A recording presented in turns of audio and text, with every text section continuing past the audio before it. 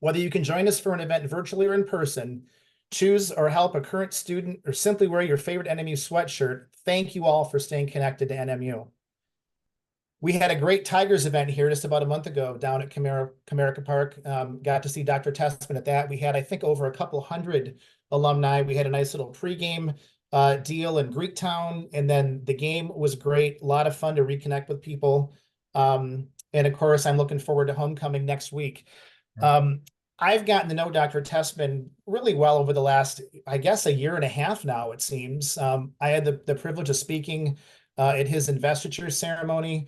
And then I've flown to Marquette once to get up there and talk to him. We've connected at events throughout Michigan, and he's just doing such a great job for our alma mater. So I want to welcome the 17th president of Northern Michigan University, Dr. Brock Tessman. Hello, Brock.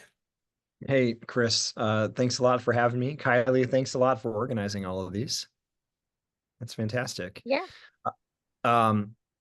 Chris, it just occurs to me, well, I'm a Tigers fan. I think probably a lot of the people who are listening to Tigers or watching are Tigers fans. It was about that time that we had the alumni event down there that the Tigers got red hot. They've kind of been hot since, and so they're kind of on the fringe of the wild card race right now, which is Wildcat luck, maybe? Is that possible? Wildcats have impact in ways known and unknown. No, it was a terrific gathering. Certainly a nice way to meet some new folks, at least for me to meet some new folks on my end. And I think a lot of people reconnected there. And those alumni events are good for all sorts of reasons. One of them is that outside of homecoming, really, that is a terrific opportunity to know that there'll be other Wildcats in attendance. One of those Wildcats down at the Tigers game was Kurt Van Wormer, who I think is joining us. And Kylie, I just want to know how much he paid you to be front and center in that homecoming graphic there. Anyhow, no, Kurt. He loves that one. Really big supporter. And I want to say hi to everybody. It is beautiful here. I'm looking at the chat right now, and people are letting us know where they're tuning in from. So Tulsa, we got Twin Cities, Kurt in Houston, Ypsilanti, all good places. But I have to say, so it's 7:07. I'm going to be informal here because that's kind of president I am, I guess. But check this out. So if you aren't able to make it back for homecoming, or you don't think you're going to be able to, you should try. Marquette is looking beautiful right now. It certainly is a beautiful time of year here, and we have a lot to celebrate next week when we all do gather for homecoming, kind of a special homecoming celebration around our 125th anniversary. Hey, Chris, a lot of good things to choose from. You're a homecoming veteran. I mean, you definitely know that program inside and out. Is there anything in particular that you think you're looking forward to most? Yeah, it is always great. And back when I started at Northern in 1987, this was the logo. This is actually a patch from the marching band uniforms back in the day. So I go back to homecoming to 87, and I'm excited for a couple things. One, that we get to have a nice breakfast with the Board of Trustees, our Alumni Advisory Board and the Board of Trustees, and you get to kind of have a joint session to start our day, our meetings on Friday. Of course, we have the Saturday evening stuff where we have what's called decades, and I'll be at the Breakers with the 90s graduates. But I think I'm most excited about our board. We're having our first ever all alumni reunion for our board members, meaning anybody who's ever served on this board, which used to be called the Alumni Board of Directors. There's over 50 people coming to that event the last I checked, and that's just going to be great to reconnect with some of the past members that I know, but also members I've never met from years past. So that's just one of the many great celebrations we're having for the 125. That is going to be fun, and I'll be there for that, the all class kind of reunion that Saturday. Excellent. I think a lot to choose from next week. That's for sure. You didn't ask me, but I think if I had to choose my favorite, Dr. Tessman, could I ask you what are you looking forward to the most at home? No, you weren't supposed to. So the awards luncheon is a lot of fun. The most fun is just bumping into alumni around campus because people are just back checking out campus, walking around. For me, that's my style. I like just having a chance to chat with people. But in terms of the organized events, that awards luncheon is going to be really special this year. Of course, we have fantastic award winners, people we want to recognize. But at least for the first time in recent memory, we're actually, so we're inviting students as well. And so alumni are bringing students along with them. And it's a chance, I think, for some of our distinguished alumni to sort of see what current students are up to and be inspired that way. And then think about if you're a student at Northern right now, and you have a chance to attend this great lunch in the Northern Center, and then really see all of these things that are possible once you graduate from Northern. You know, they'll be hearing from and watching people be recognized for all of these tremendous accomplishments. So I think that that's going to be a real highlight as well. Yeah, that luncheon is always a great event, and I shout out to Kim, the vice president of our group, who had the idea that each of the board members invited a student from our own department, and so we all have a special guest coming, so they can just kind of be part of all that. It is going to be a great event. I'm looking forward to it. It will be a lot of fun. And other events, of course, we've Maddie and Tay. If anyone out there is kind of country pop duo, but Maddie and Tay will be playing. Weather looks good, so an outdoor concert out behind the Superior Dome on Friday night. We're gonna get the Wildcats, you know, off the schneid, as they say, and get a win here against Alma College. We're hoping on the football field on Saturday. A lot of good things happening. A lot of it, I feel bad. It's almost too much fun. Tomorrow night, you know, we have rededication of our Vandement Arena. And Vandement has been around for some time. I mean, it's been home to our volleyball team for some time, our terrific volleyball team. But this year, we're actually moving the basketball programs into this beautifully renovated space. And if you've been to a basketball game recently at Northern, the Berry Center has a lot of advantages. I mean, it's a beautiful arena, that's for sure, and it's perfect for hockey. It's a little roomy and actually kind of a tough atmosphere to play basketball in. The kind of depth perception is off for some of our players. So by moving the basketball team into Vandement, we actually saved some money in not having to run a lot of the transitions back and forth between the basketball court and the hockey rink, getting the ice covered and uncovered. We also have it more available for the community for ice rentals. The real thing, though, is we create this really national class atmosphere for both our volleyball and basketball programs. So tomorrow afternoon, actually, we'll rededicate Vandement Arena.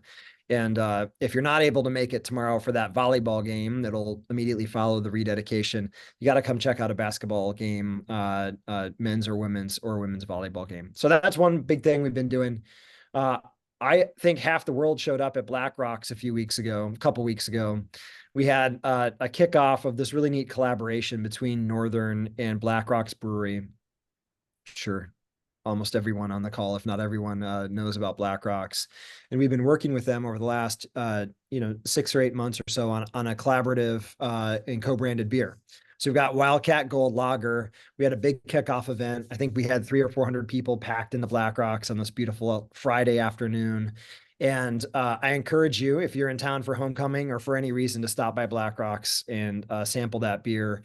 The proceeds from that beer we're using to support access to healthy outdoor activities for our students, keeping equipment fee rentals at those rock bottom prices for our students, and improving access to the trails. So that's a lot of fun. And then, Chris, I promise I'm going to give a couple of more serious updates, but there's just so much good news to share. I mean, if you haven't heard, I don't know where you've been, but if you haven't heard, we're going to have a little basketball game here in the Superior Dome in mid-October. First, NCAA basketball game ever in the Superior Dome. And it just happens to be the case that Coach Tom Izzo, proud Northern alum, is bringing his Michigan State Spartans up to Northern Michigan University. And we are going to play basketball on Sunday afternoon, October 13th at 1 p.m. I think we could probably fill a 30,000 seat arena. We don't have that many seats. We're looking to squeeze as many people in there as possible. And I think tickets are going to go on sale in about 10 days. It's a one-off event, a mega event, and really encourage you all to make it up here if you can. There'll be a lot of festivities around the game, even if you can't attend. And I don't think I'm able to get into the specifics, but you should be able to watch the game effectively on television on a popular network as well. So it's going to be an amazing thing. It's going to be difficult news for the Spartans to drop that game so early in the season to Northern, but just kidding. It could be a good game. Our team is really solid this year. You never know. I gotta tell you that I met him. So my last teaching job was at UD Jesuit before I retired, and he was recruiting Cassius Winston, who I taught, who went on to be a huge star at Yeah. MSU. And I'll just say that like our Northern alumni, Tom Izzo is one of those first class alumni who loves his alma mater, loves Northern. When I met him, we talked about Northern for probably 15 minutes. He is a true gentleman, and I'm so excited about that event up there. No doubt, no doubt. And I think Coach Izzo is interested in doing this because it'll be a fun atmosphere, a fun game. It's also meant to support our basketball programs, and so he's always got Northern right in his heart, and appreciate him going out of his way to make this possible. Anyhow, a lot of really terrific things happening on campus.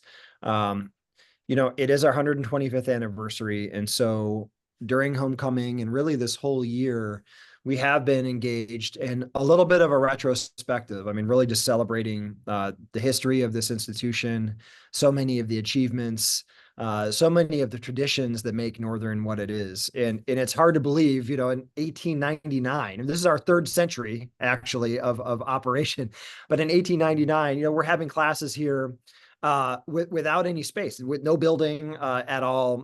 Quickly, things grew over time, and Northern really blossomed into the university that it is today. And one of the highlights in this first year and a half, 2 years on the job, has been engaging with alumni. A lot of them in town for sure, around the Upper Peninsula or in Michigan, but even I've been to Phoenix, Washington, D.C.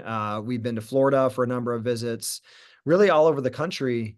What you hear from alumni are just these really special stories, always relating back to the people at Northern.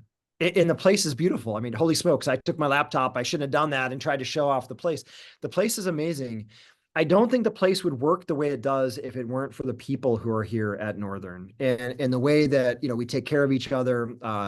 We help lift each other up when things are going well, and then we catch each other when things are rough. And we're all human beings. You're an alumni, you're an administrator, your faculty, your staff, your students, your community member. This place is really about, again, kind of riding the high of the wave, but also catching each other when things aren't going great. And that's helped nurture this institution over 125 years.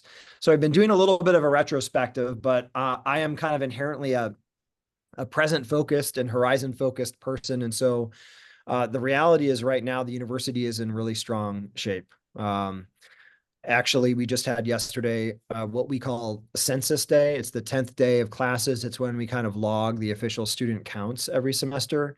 And last year was just this banner year. So the fall 2023 Census Day, we had this enormous kind of record-breaking freshman class. We saw some improvements in our retention rates. Our enrollment actually just ticked up a tiny bit overall after kind of a number of years, the better part of a decade of enrollment decline. And so we followed up last year's banner Census Day with our Census Day for 2024. And on top of that record-breaking class last year, we added another 2% up over last year's total in our first year students, which is, I don't know how that's happening. I do. It's through a lot of hard work, and it's through what Northern has to offer. But I say that because it's really a rare circumstance for a university like Northern to be experiencing such growth. And our overall student enrollment is up 3%, which is also fantastic. We're up in terms of online students. We're up in terms of on-campus students. We're up in terms of undergraduate students. We're up in terms of graduate students. And then a couple of things that are near and dear to my heart, the retention rate for our students. So the number of students who stay at Northern once they've chosen Northern is truly at a record high. I don't say that kind of as loose language or, gosh, we're approaching records. This year we achieved a record high retention rate. So we are at a 78% retention rate, which by any standard is above average for universities about our size. But for an open access university, with this tradition of being a right to try school, we accept all different kinds of students with all different types of academic preparation, all different socioeconomic backgrounds. For us to be at that level is something certainly to be proud of. And then the cool thing is we're just getting started. The strategic plan, which I'll get to for a minute or two here, is all designed around the student experience, kind of supporting our students and making sure that they get through to that degree finish line, having developed well personally, professionally, and certainly having gained the kind of intellectual and academic experience that they wanted to. So it's all fantastic news in terms of enrollment. Our budget, continues to be strong. We face challenges. I think many of the people listening here, they're just like Northern. The last couple of years have been really tough in terms of inflation, kind of the cost of living. The cost of living for the university has been under a tremendous amount of pressure, because all of our expenses go up with inflation, yet we're a public institution. And so we pride ourselves in keeping tuition as low as possible. Our state appropriation is always, pretty standard kind of rate. And so we're working around that, but the budget is in really strong shape because of the students we're attracting, the students we're keeping, and the fact that we're looking for efficiencies, always making sure that we're good stewards of tuition dollars and state dollars. If you've been on campus recently, and Chris, you have, but some others haven't, it's also a time of tremendous transformation on campus. I mentioned the Vandement Arena rededication, which is fantastic. We are about halfway through, maybe a little less than halfway through, with a total redesign of Hardin Hall, the LRC. I guess some folks may know it as a LRC, but the library building is being totally redesigned and kind of updated for the way students and communities use libraries today. And interestingly enough, and I think a really exciting part of that, the bottom floor of Hardin Hall, which has always been a bit of an informal student gathering place, is now going to be revamped and redesigned into a student union space. More food options, more student organization space. A lot of our student-facing services are going to be on that ground floor of Hardin Hall. So that's really exciting. We're just getting ready to finalize our thinking on a new College of Business building, which is going to be connected to Hedgecock Fieldhouse. Some people's minds are blown by that, probably hard to imagine, but we have great architects working on how to make that happen in the right way. And that's been made possible largely through funding that we secured from the state, which is really amazing. And then a couple of key private donors, and then the university managing its finance as well. The list goes on, Chris. I don't want to really bore folks, but it is all good. We have a well-being center on campus now that integrates our traditional health services with our counseling and consultation services. We're looking at building new residence halls because of our growing student population, and that's exciting down the road. And then I'm really excited to start talking more openly about what I think will be the most ambitious and exciting kind of reconceptualization of campus in decades, which is the arts and athletics heart of campus, right through the middle of campus there, thinking about what we can do to enhance our existing athletics facilities, and then climbing the hill up onto campus. What do we do to support our growing art and design school, our terrific music program, our band, which is at like record levels of participation, our theater and dance department, kind of that heartbeat of campus right in the middle with arts and athletics. So it's all good. And it wraps up, and I'm looking at the clock, it wraps up with our strategic plan. About 2 weeks ago at our convocation, which is our kickoff to the semester, we announced and launched Our Compass. And Our Compass is the name of our new strategic plan. It is our directional document. It is what will steer us in the years ahead. And it came out of a lot of listening to alumni and community members, a lot of listening to our employees, and of course, a lot of listening to our students. We really wanted it to be, and I wanted it to be, action-oriented. I'm kind of an action-oriented person. And so what I didn't want to have happen is for us to spend a lot of time and energy on kind of a static feeling plan. So we built it around these 3 grand challenges, and the 3 grand challenges inherent in Our Compass, they all support our new vision. And our new vision is for Northern to strive to be like the lake that inspires us. And that is superior in the way that we support our people, the way that we partner with our place, and the way that we realize the potential of all of our students. It's not too hard to memorize that. And I think that we all should, because you're going to be hearing a lot of that over the next, 3, 5, 7 years as we pursue these grand challenges. I won't get into all the strategies or really into the weeds at all. Folks can ask about it if they want in the Q&A. But this is really about recognizing that we're nothing without our people. And I mentioned our traditions and our achievements over 125 years. It starts and ends with our people, and that's students and its employees. We're also nothing without our community. The reason that this place exists is because people in this region decided they needed a normal school to train teachers to help teach all of the new arrivals to the Upper Peninsula. And so partnering with our place is essential to our new strategic plan. And then the last one captures, I think, two things that make Northern really special.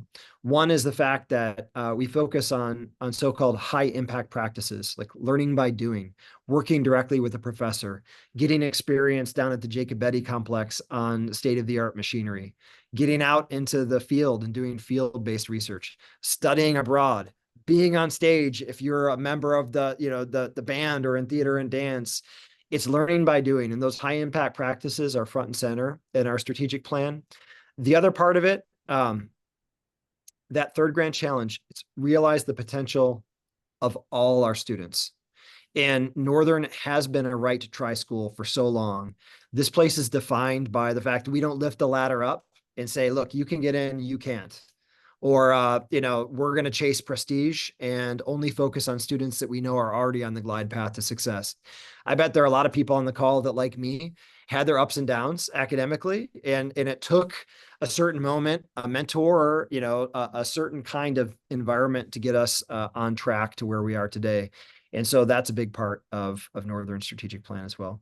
So I'm going to shut up there, Chris. Yeah, before I take my face off here, I'll tell you that in 1987, I was accepted at Northern as a general studies student. My high school GPA was not good, so I couldn't declare as a music major until my sophomore year. I had a great freshman year, but Northern accepted me, and as I say, took a chance on me. So I'm glad that tradition hasn't changed. It was a great school, a perfect fit for me. And before I get my face off here, Brock, I just want to thank you on behalf of alumni, the members of the Alumni Advisory Board, but all alumni. There's an energy in Marquette and at Northern right now. And I've been up there a lot in the last 5 years because of serving on this board. And there is an energy, and you being here with us now the last going on 2 years has been incredible. So thank you for what you're doing and for your energy and for doing these kind of events so that the alumni can get to know you, because it truly is a pleasure for us as well. So thank you. Chris, thank you very much for sharing that. And I've said this before, but it is absolutely a pleasure to work with you and the advisory board. I think we have great leadership across this campus, and the Alumni Advisory Board and our alumni in general are absolutely part of that leadership team. So really looking forward to seeing you next week. And we're going to spend a lot of time together, maybe share a Wildcat Gold Lager together. Absolutely. Go Cats. Go Cats, Chris. And as you sign off, Chris, I don't want to wax too kind of patriotic here, but you ended your comments with the right to try concept and how it made such a difference to you. And I was out in Seattle just now. I was talking to a donor out in Seattle, and we were talking about the state of the country and kind of, what's happening in the country, the good, the bad, the ugly. And I told this individual, I said, look, Northern is about, in many ways, is about the American dream, right? If you can come to Northern, find your way to Northern, no one's handing you anything. This place does not hand out degrees. We don't kind of, drag you to the finish line in any respect, personally, professionally, or academically. But what you get at Northern, no matter who you are, is an equal opportunity to earn your success. And it's a lot of hard work. It's a team effort. It takes some talent, certainly commitment, but that is what Northern is about. And I think ultimately, like, that's what our country is about as well. And I think institutions like Northern are so integral to the future of our country. And I know that sounds a little hokey, but I mean, that is what we're all about here. And I think it makes it easy to get up in the morning and work hard and figure out ways to support our students and our employees and our community in new ways. So, Chris, thank you very much. And Kylie, my guess is that there are some questions. There are some questions. But Yes. One came in while you were talking about enrollment. What number are we at for students for this Yeah, semester? I can tell you exactly what the number is. I'm not even looking at it. It's 7,409.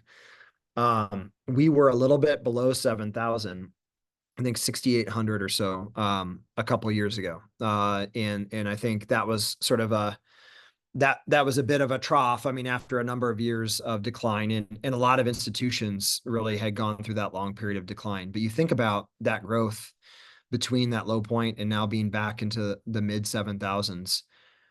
I am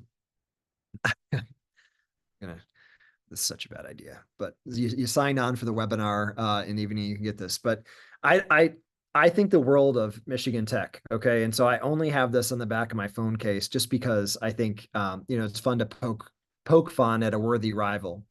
And I'll tell you, it sticks in my craw a little bit that Michigan Tech, I think they're at 7,460 this fall. So we're not in a race for growth. It's not as if those numbers are the only thing that matter. They don't at all. But I do think it's really fun to be back in a growth mode. It does change the mindset on campus. And I think allows us, of course, some new resources for investment. And it would be nice to be the biggest institution in the Upper Peninsula. So we'll see how we do. It sounds like it is a race. I mean, I'm not going to go that far, but Um, Roy would like to know a follow-up question to that. What is the sweet spot for our campus enrollment? Yeah. Well, there are practical limits right now. I mean, well, so the short answer, Roy, is that there actually is no predetermined sweet spot. A lot of it depends on the region that we serve. It is incumbent upon us first and foremost to think about the Upper Peninsula of Michigan. Of course, we serve lots of students beyond that.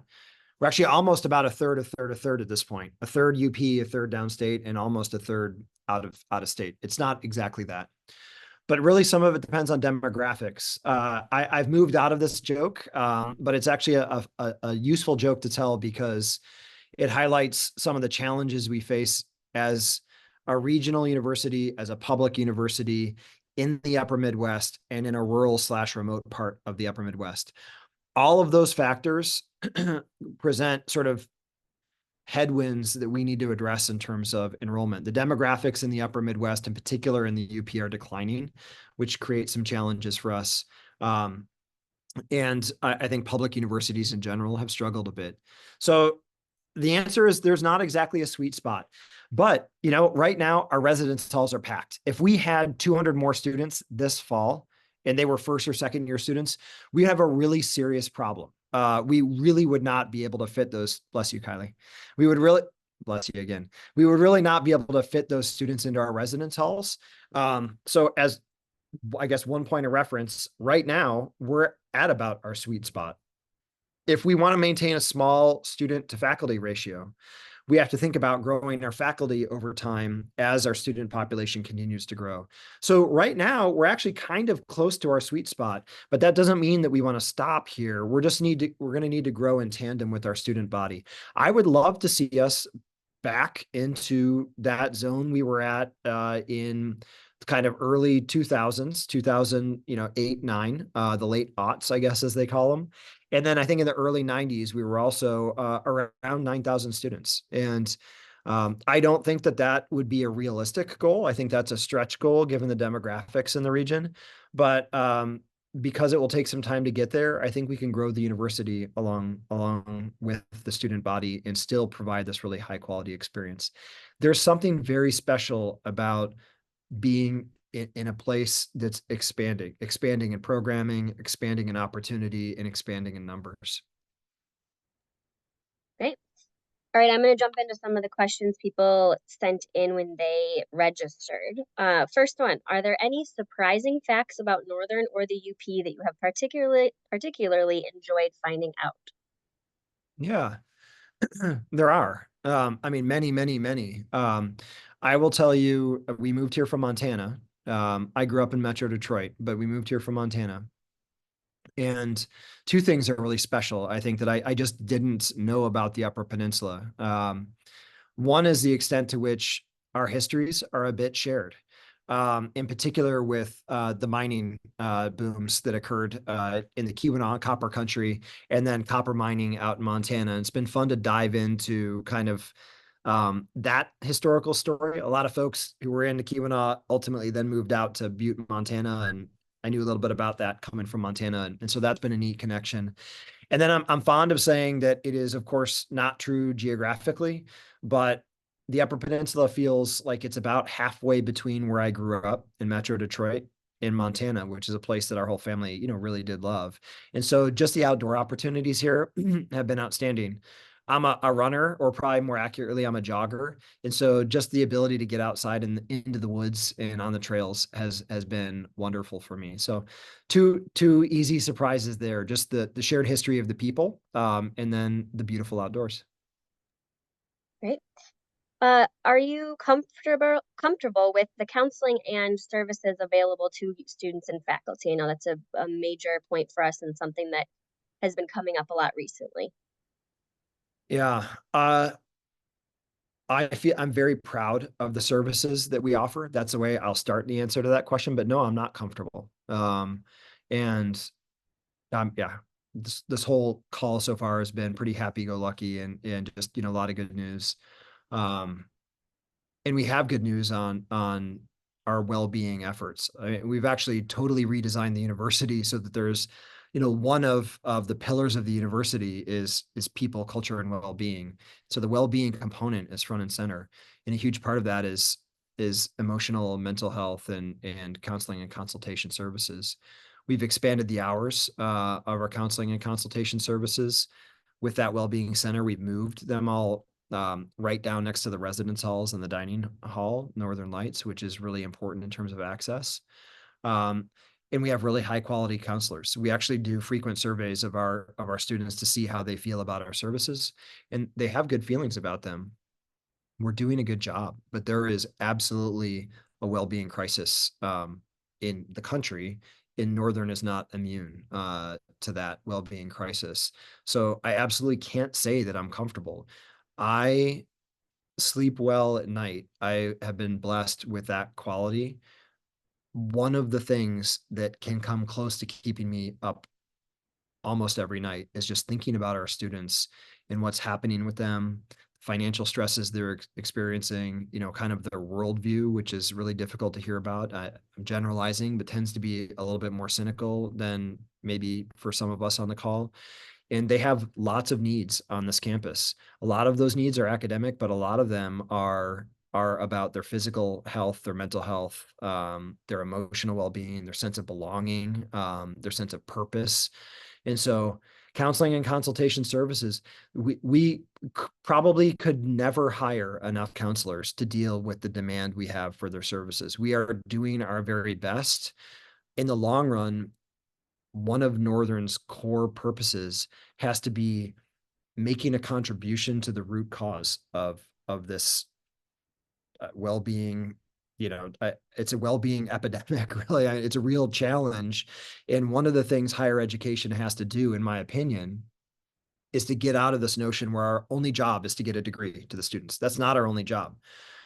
Because of the way things have developed in the world, also now we have this job to help our students kind of develop and mature personally and emotionally. We need to support them in terms of some of the other challenges that we're facing. And then we need to prepare them to be civically engaged, like really well-informed, critical, engaged members of society, help our students feel empowered so that when they leave Northern, they feel like they can make a difference. Long story short, I mean, I didn't mean to kind of go on a tangent there, but that's such a charged question.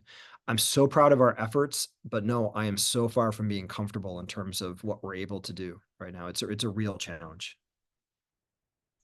Thank you for sharing that. This one is a couple part question, so I'll say the whole thing, but if you need me to repeat, let me know.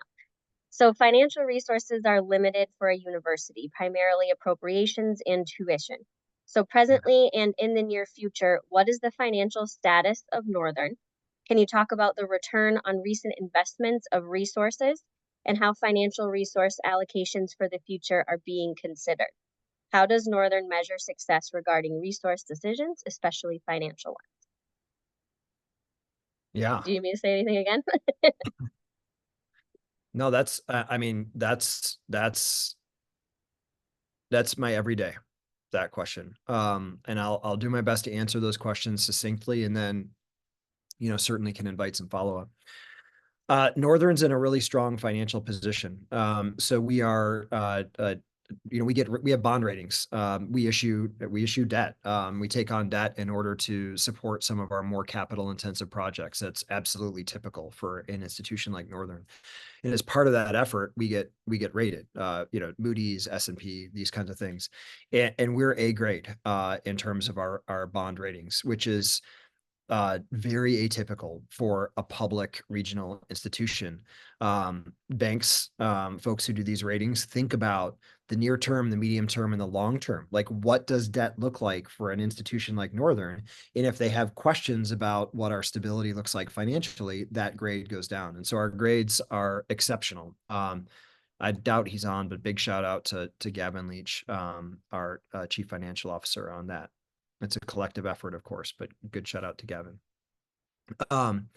Really good question about performance on recent investments, and I'll give one example, two examples. The first example, I think, is probably the more important one. But one of the first things I did when I arrived here was to really take an idea that was nascent in our advising system. It had kind of gotten some legs and was underway, but really transform our advising system based on some best practices and based on some work that I had done in Montana that I thought was really relevant because it had generated really positive returns in Montana. So we've sort of redesigned our advising system. We've coupled it with this renewed emphasis on well-being. We continue to rely on our excellent faculty for the work they do to support students. And we've really invested. We've added new positions and invested resources in that student support, student advising realm. And in the last 2 years, we've seen our retention rate increase almost 4%. And I mentioned that record high recently. If you think about, 4% of 7,500 students, essentially, so 750, 300 or so students, and you think about what those students bring in the door in terms of the tuition that either the state supports, the federal government supports, or that they support us with. If we think about what they do in terms of living in our dorms and eating in our dining halls, we have ways to look at that return on investment. And when we make direct investments like that and see the immediate return on investment, it's really satisfying. I'll tell you, part of that is the numbers working out, and that's the CEO hat that I have on. The other part of it is that, heck, what are we doing if that's not our goal? It's the right thing to do, right? So anytime we can invest resources that get students to the finish line and get them there happily and well trained and sort of in the right mindset, that's a great return on investment. So that's one example. The other one, I just referenced that earlier discussion about the Berry Center and using savings over a 10-year period that we will realize from the Berry Center and not having to switch out the ice in the basketball court, getting more ice rental income, and helping using those resources to help pay off the Vandement investment. It's like we end up better off. We have a great facility for hockey that's hockey only now. We save money, and then we use that in order to support a great new arena for our basketball and volleyball teams. So that's another kind of way in which you can measure return on investment. And the last one, we're a public institution, a public educational institution. We are here to serve our students and serve the region. And there are times where the return on investment that we get from an initiative or a decision is not directly measurable in dollars and cents. There are dozens, probably over 100 examples of that I could give you right now, but some of them are really important. I'll give you a quick one. The fireworks were in jeopardy of not being held this year in Marquette. I mean, and they're always a little bit in jeopardy, but this year they really were struggling to find some support. So we had this really extensive conversation in our executive council about, what it would mean if we made a modest but important contribution to the fireworks effort. And what we did is we said, look, what's the return on investment there? And it was not about $1 return on investment. We went back to our values. We said, okay, how do our values stack up there? The environment came up, the sense of community came up, connections is another one of our core values. And so we really sat down and thought about the ROI in terms of our core values. And one of the things that stood out is like, we sometimes need to step up in order to make things possible for the Upper Peninsula and Marquette. And that's a form of return on investment in itself. So I could do a longer answer, Kylie, and I don't mean to kind of take that question lightly, because that is every day my world as the CEO of NMU. But I feel very, very good about where we are today, and very clear-eyed about the fact that the hill is going to get steeper, the headwinds are going to get stronger in the coming years. So that's why we're working our tails off. Great, thank you. You talked a little bit about this, but what actions, if any, is NMU taking to try and help the affordable housing crisis in Marquette? Yeah. So the affordable housing crisis is almost nationwide. That's an important thing. And that's not a segue into an excuse at all. It is just important to note that there's not just like a proximate set of variables that are only relevant to Marquette that are driving the situation in Marquette. If that were the case, we could say, look, let's just work on those things very locally and we'll be able to figure out. No, it nationally is a real challenge, at least in most parts of the country. Doesn't matter. The reality for us is that we have huge challenges in terms of affordable or attainable housing. And it's an issue not just for, students who are looking for apartments, or entry-level staff who, maybe are looking to climb onto the property ladder for the first time. This is a problem, I would say, for the vast majority of our staff, And then, folks coming in for tenure track, tenured positions as faculty at Northern, also not immune to the housing market challenge. And then I'll go back to our service to the community, regardless of what it means for Northern and our employees or our students. It's also just a real challenge for the community. So of course, Northern is concerned with the housing crisis in Marquette. So a couple of things we're doing. One, I will not take credit for this. And in fact, I've given a couple of shout outs. I give a shout out to the NMU Foundation, Brad Canale, and certainly a number of people who've been part of that effort. But the NMU Foundation working next door here to the Northern Center and CODIS, where I'm seated tonight, to take what was, essentially an abandoned hospital property that would have stayed that way for 35 or 40 years, and find support, most of it, public support, to realize that that's an important step forward for affordable housing in Marquette. The hospital, if you haven't been back recently, is almost down. The Neldberg building, the big white one, the newer one, is going to come down soon. And then multi-use housing, some apartments, townhomes, different types of housing is going to go up there. That's not a Northern thing. The foundation, I think, helped facilitate that, but it is important to note that'll make a difference. A Northern thing that is important to mention, I talked about residence halls that we're building in the next couple of years here. They're actually just within kind of shouting distance from CODIS. They're going to be on the corner of Presque Isle and Fair Avenue. So if you know where that little bank building is, the subway there, on that corner, kind of on both sides of the street.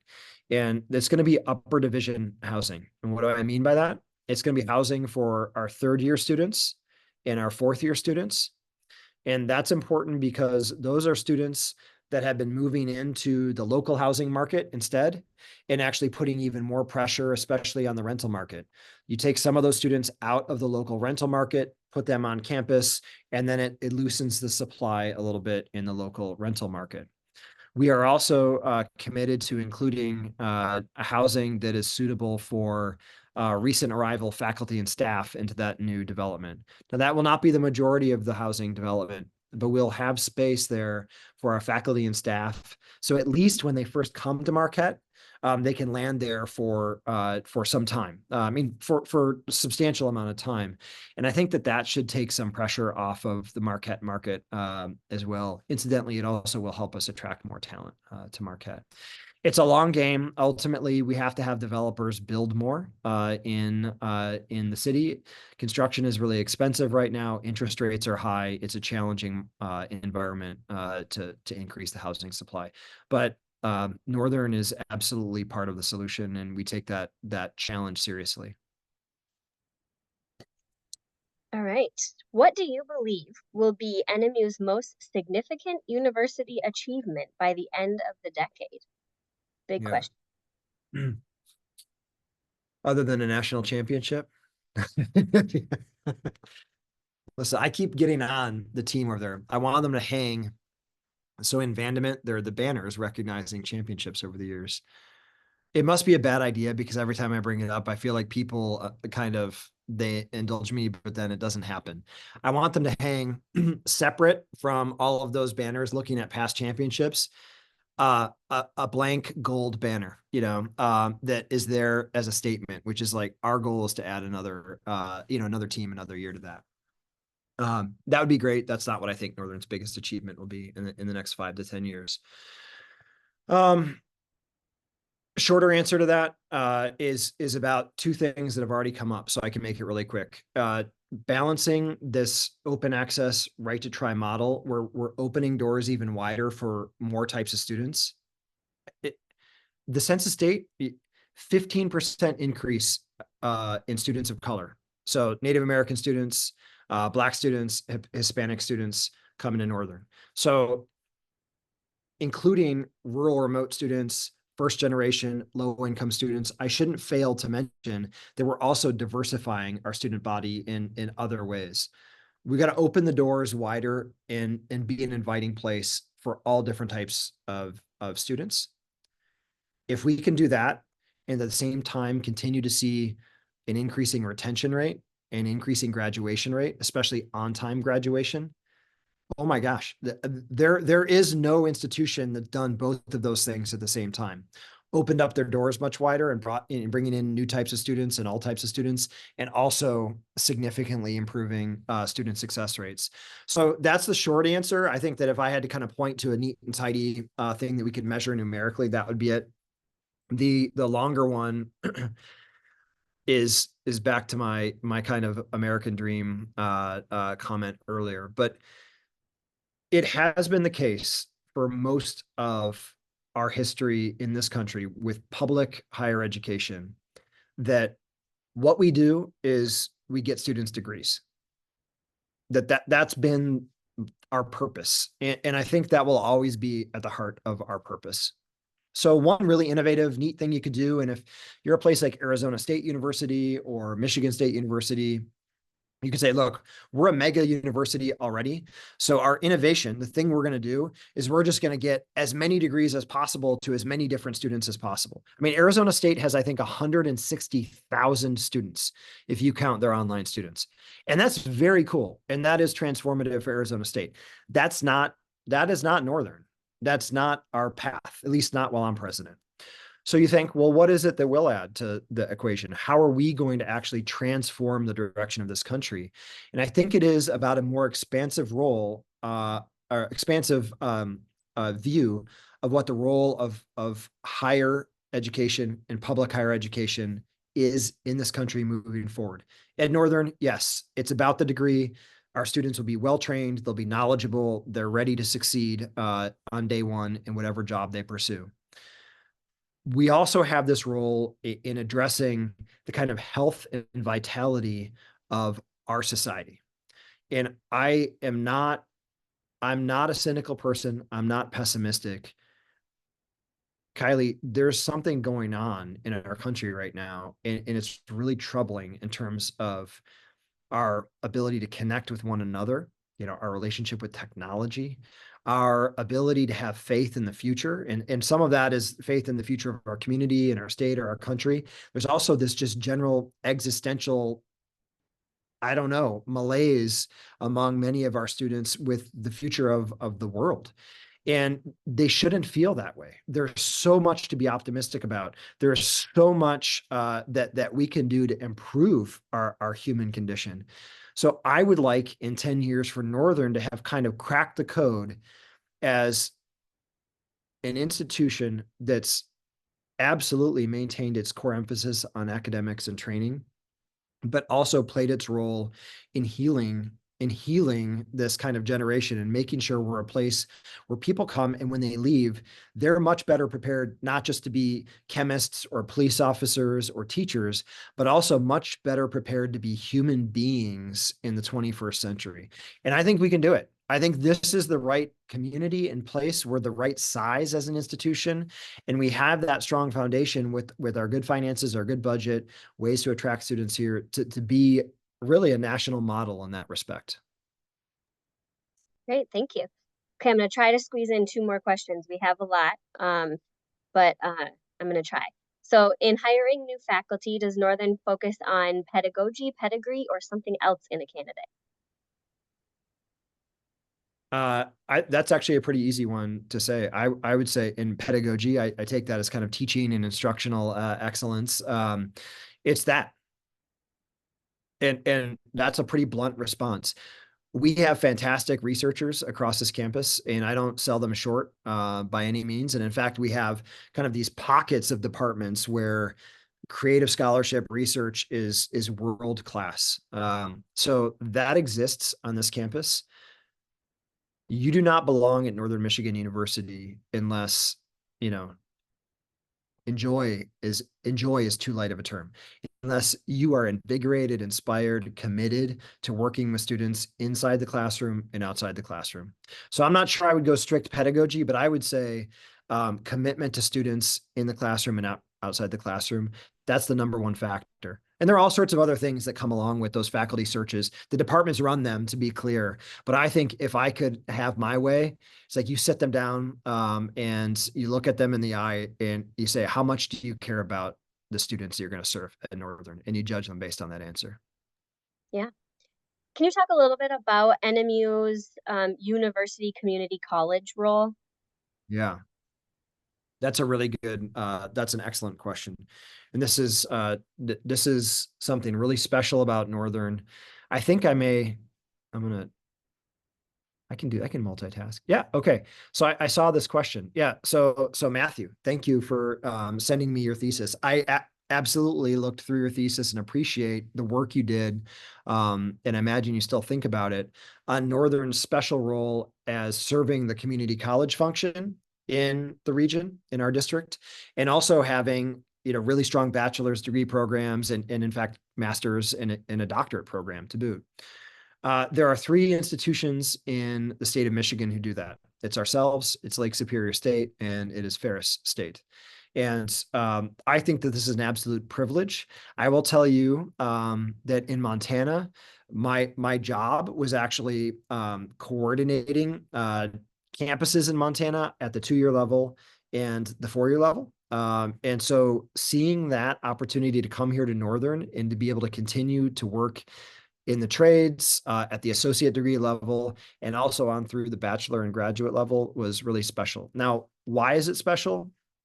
Northern, for all intents and purposes, is the Upper Peninsula's flagship institution.